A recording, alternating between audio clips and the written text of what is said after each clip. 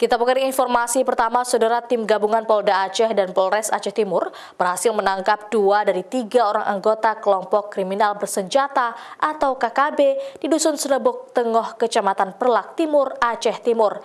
NA, pimpinan dari kelompok kriminal bersenjata ini meninggal saat dibawa ke rumah sakit.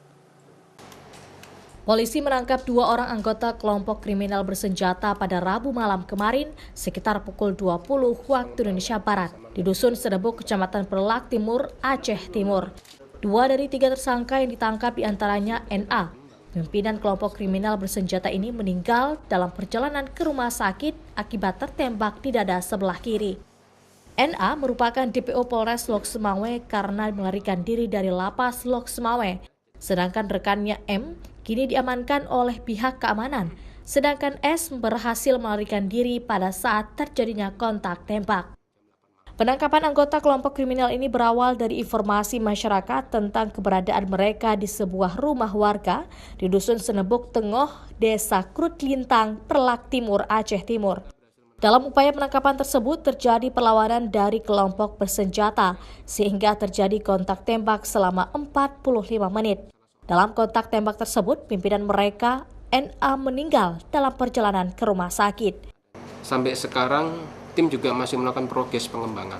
Karena dari ini masih dilakukan upaya-upaya penyelidikan dan juga penyidikan, sehingga masih kita kembangkan.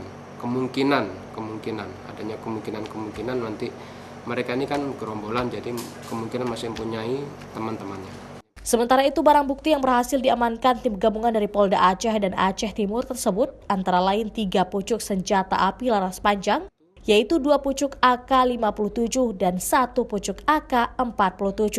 3 butir magazin AK dengan jumlah amunisi 400 butir, 5 buah selongsong AK, 3 buah borgol, 2 unit handphone, 3 buah tas pinggang. Polisi juga menemukan 2 lembar surat aturan tentara mujahidin.